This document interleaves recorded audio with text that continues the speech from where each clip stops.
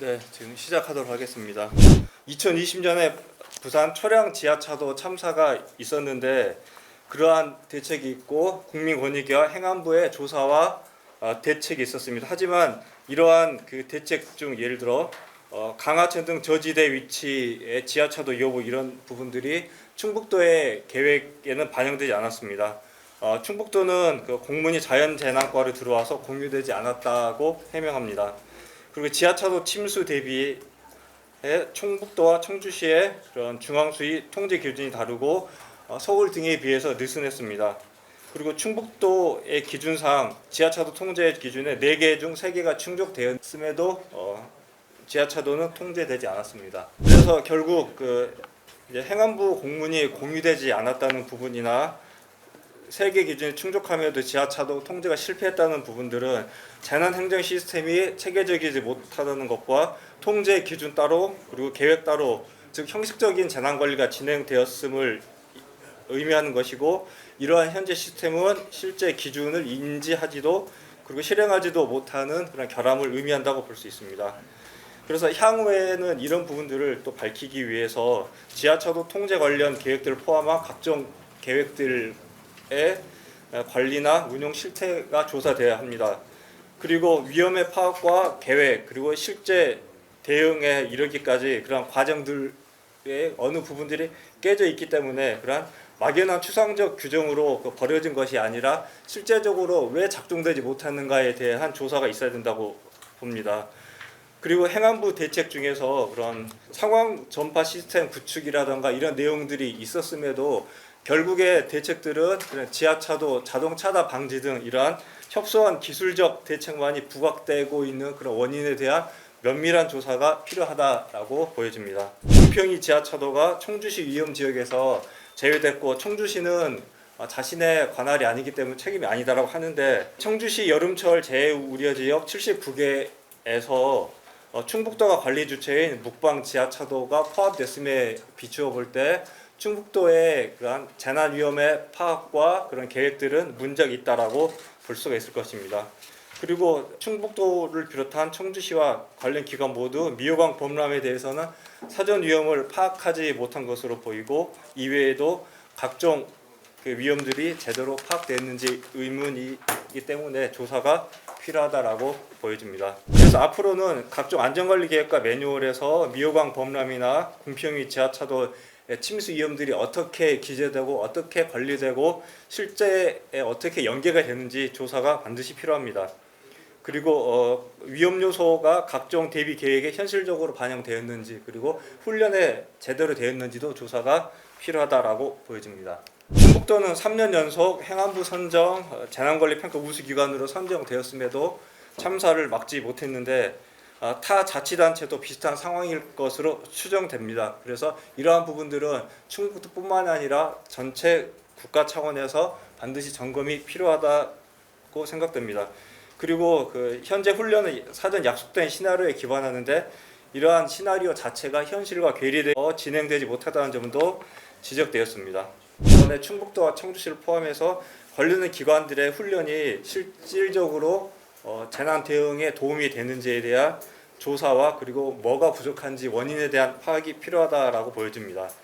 그리고 재난 대응, 안전항공 훈련 등 각종 훈련이 왜 형식적인 훈련으로 되는가에 대한 분석도 반드시 필요하다라고 보여집니다.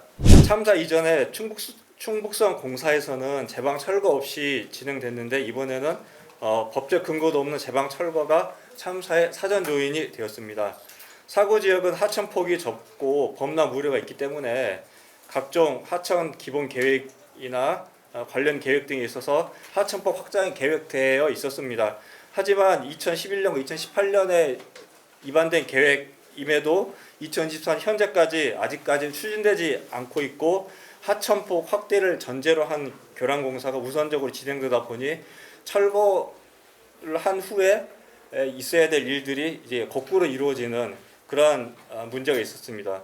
그리고 사고 현장은 미호청교와 충북성 공사로 6개 교량이 운영 중이었지만 금강유역청 관리 홍수 취약 지역에 포함되지 않았는데 이러한 부분들도 취약지 관리와 그런 그 예방 단계 업무에 문제가 있다는 부분을 의미합니다. 따라서 향후 조사 과제에서는 그간 하천폭 확장에 관련된 계획들이 왜 지금까지 진척되지 못하고 방치되고 있었는가에 대한 조사가 필요합니다.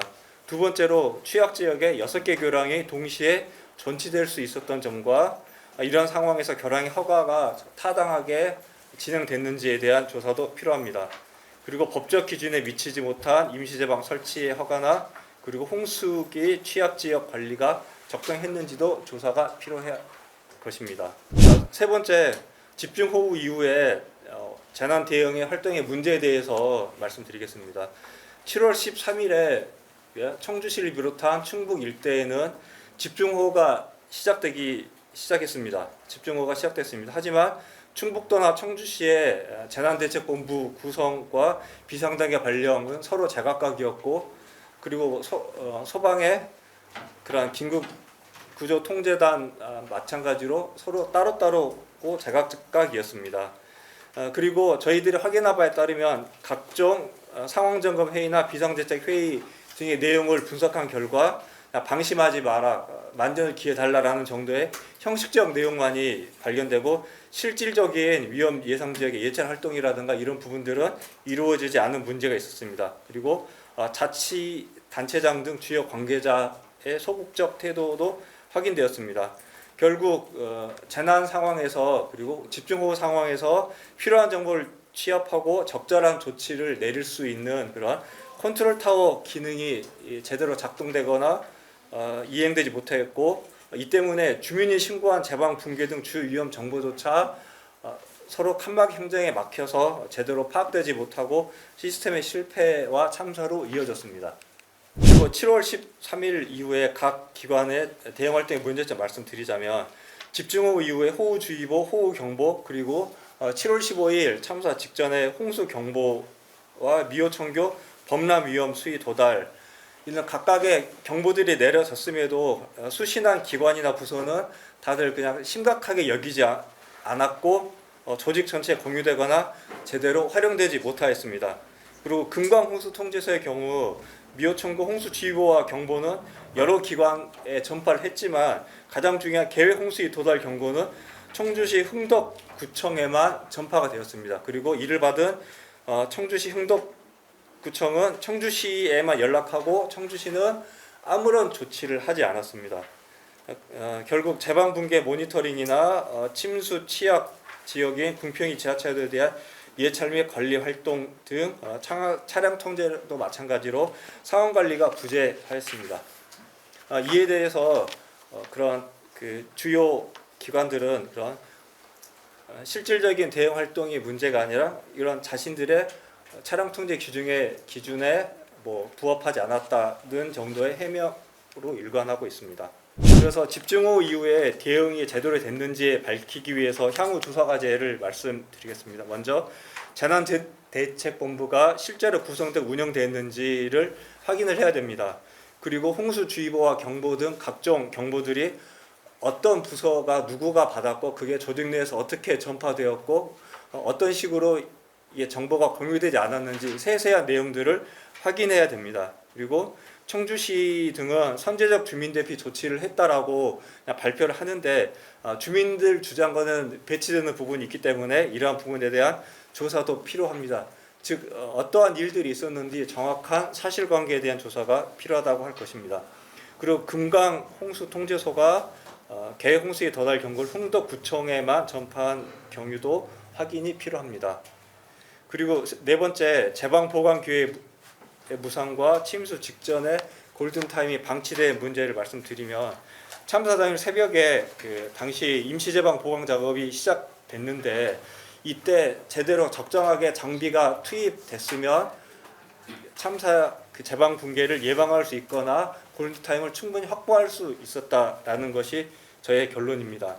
결국 이러한 부분들은 자치단체 등의 평소 중장비 동원 등이 미리 보통 계획되어 있는데 이게 어떻게 왜 작동되지 않았는지 등을 확인하고, 그리고 제방 붕괴가 시작돼 8시경부터 완전히 잠기기까지 약 30분의 골든타임이 있었는데 이때 주민 신고 등 측으로부터 제방 붕괴를 인지했음에도 아무런 조치가 없었다는 점이 굉장히 심각한 문제라고 볼 수 있습니다. 그리고 제방 붕괴 직전에 현장 도착한 소방대원이 소방 상황실로 보고하고 상황실은 청주시 당직실에 전달했지만 청주시는 해당 사실을 충북도청에 전달하지도 않고 결국 아무런 대응 조치도 없었습니다. 그래서 이러한 내용들과 더불어 2023년 즉 참사 한 달도 안 된 지점에서 궁평이 지하철도 내 5톤 화물차 화재도 있었는데 이러한 경험들이 참사의 대응에는 아무런 기여도 하지 못했다는 점은 전체적으로 종합 기능이 미약하다는 점을 의미한다고 볼 수 있습니다. 따라서 향후에는 감리단장이 관련된 제방 붕괴 위험을 누구에게 전파했는지 그리고 관계기관이 중장비 지원 계획 등 이러한 계획들이 제대로 있었는지 왜 작동이 안 됐는지 등도 조사가 필요합니다. 그리고 충북도청과 청주시를 비롯한 기관들의 재난관리 시스템에 대해서 근본적이고 기본적인 점검이 필요하고 그리고 제방 붕괴 직전 연락받은 청주시가 아무런 조치를 하지 않았던 그 원인에 대해서도 필요하다고 볼 수 있습니다. 그리고 소방의 사전 예방적 활동들이 규정상 강화되고는 있지만 현실에는 잘 이루어지지 않는 부분들도 검토가 필요하다고 볼 수 있습니다. 자, 마지막으로 충북 소방본부에 따르면 최초 신고는 8시 45분이고 현장 도착한 10시 4분이라고 하는데 관련된 그런 신고와 현장 도착 등의 상황이 어떻게 됐는지에 대해서도 확인이 필요하고 그리고 침수 신고임에도 화재 사건과 유사한 그런 인력과 자원이 동원됐는데 왜 그랬는지도 확인이 필요합니다. 그리고 지하차도에 갇힌 피해자들의 신고 구조와 현장 응급의료 병원 이송 등 시스템에 작동이 되지 않았던 부분들은 지금 현재 그 조사가 필요하고 현재상 피해자 인터뷰에 기반해서 정리되고 있기 때문에 이 부분은 제 다음에 피해자 지원팀에서 발표를 드리도록 하겠습니다. 자, 이상으로 발표를 마치도록 하겠습니다. 소셜미디어 태희입니다. 네, 감사합니다.